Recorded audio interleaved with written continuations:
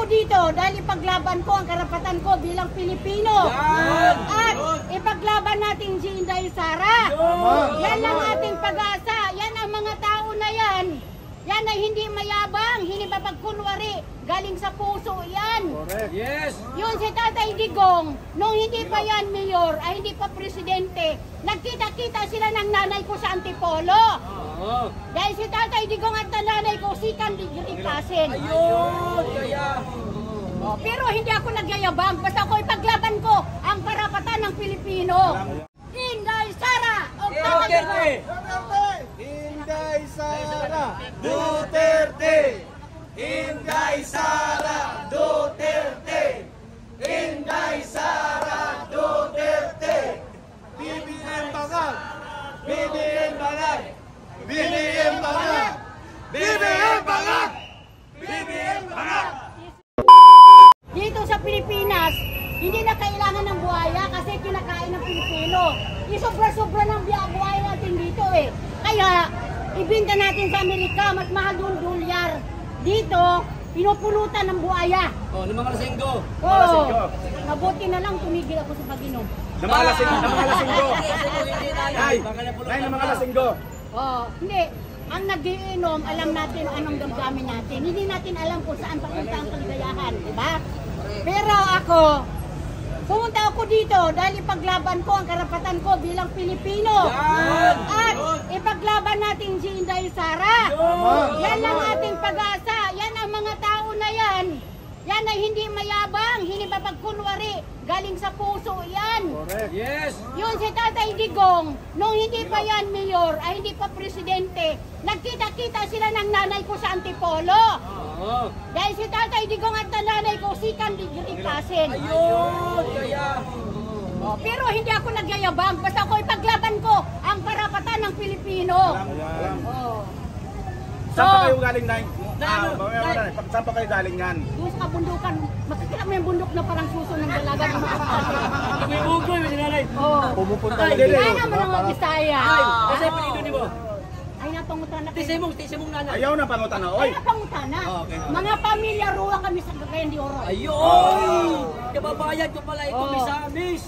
O, siguro, kaila ka. O, kailan ka ni mauna. Kailan ka ni Kokoy nga bakser? Si Ulay, di ba? Pero dili ka manglupad. Dili, oy. Mulupad na tag magigsumbagan na. Nay. Katong pala hubog na PL. Kabalo ka? Wala. Ayaw ba? Kailan na skuha? Nay. Katong haram na PL. Mao siya Kulang na ka, bay. Gabay na lang kulang na. Oy, hindi ako makatulog sa kakabaan sa inyo. Naanimik na ako. Salamat sa inyo. Hindi na ako high blood. Yun. Na-high blood lang ako. Kailangan hilihin na natin ang buhaya sa Kongreso. I-deliver na natin sa Amerika. Dito pinupulutan lang yan. Kaso lang baka makapagpag kayo, Nay. Ha? I am a Filipino. This is a free country. Yes! We can talk and we can say what we want. Duterte! Duterte! Duterte! Duterte! Wow, kanina pa ko naglibot-libot. Naraday mo direct? Sige, paglaban natin. Paglaban! Inday Sara! O Duterte! Inday Sara Duterte! Inday Sara Duterte! Inday Sara Duterte! BBM Bangag! BBM Bangag! BBM Bangag! BBM Bangag! BBM Bangag! Isulod sa bangat. Ayan si nanay, oh. MJ sa kanan siya tayo. Wala pagkagwasin mo, wala pagkagwasin ni nanay. Ang galing ni nanay magsalita.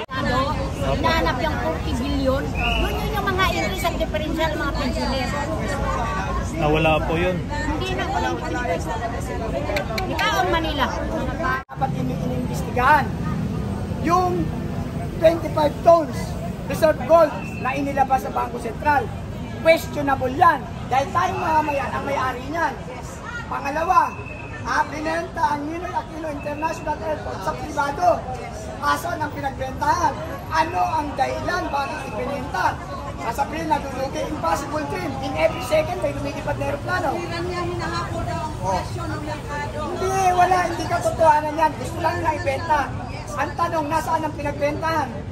Yung excess fund ng Piled, nasaan yan? O, yung Maharlika Fund, nasaan din yan? Yan ang mga question natin malaki. Yan ang unahin nilang imbestigahan, hindi yung 129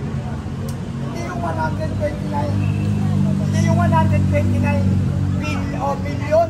Million lang yan ha. Samantalang yung problema natin ngayon na nawawalang loto is trillion na halos. O bakit walang investigasyon yan? O sige nga, masyado nilang pinupolitika ang usapin na ito. Ito ha, pakiusap ko sa mga senador, ilang beses ko sinasabi ito. Pakiusap sa inyong lahat, mga senador, congressman.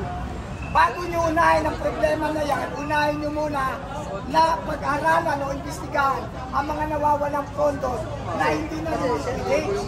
Dapat for transparency tayo. Hindi dapat ganun. Pinenta yung international airport. Bakit pinenta? Unang tanong.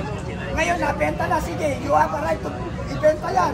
Nasaan ang pinagbentahan? Para saan gagamitin? Maharlika Fund, nasaan ngayon? Excess fund ng Piled, nasaan? Yung 5,500 flood control project, nasaan yan? Ang daming question natin na impeachable. Bakit hindi ma-impeach? Yun.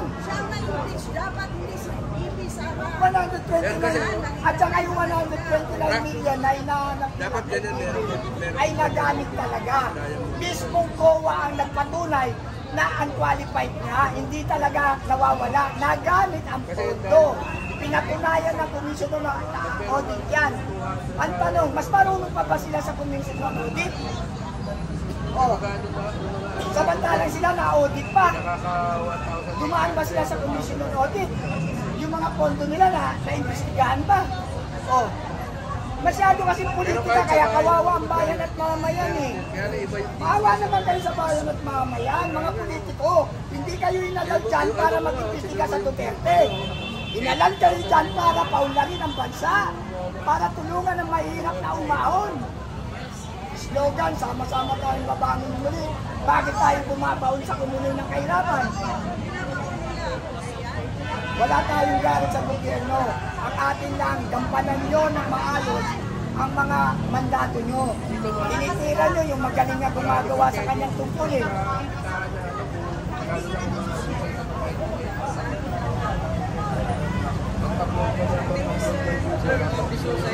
Observation, sino mo kaya pinakamakit ng mga pag-final ng impeachment na pagkabito sa Ito nagagtag tanong yan, kaibigan. For my own opinion Yes po. ang mga bayan block, yung mga front of activism o front of ano na yan, communism na yan. Sino ba ang kaibigan yan ngayon sa Senado? Maliwanag na maliwanag sa buwan yan. Si Franz Castro, sino ba nasa likod? Si Franz Castro nga, kung tutusin, convicted. Pero bakit nakakapag-imbestiga? Credible ba siya? Wala siyang karapatang mag-imbestiga dahil siya mismo convicted.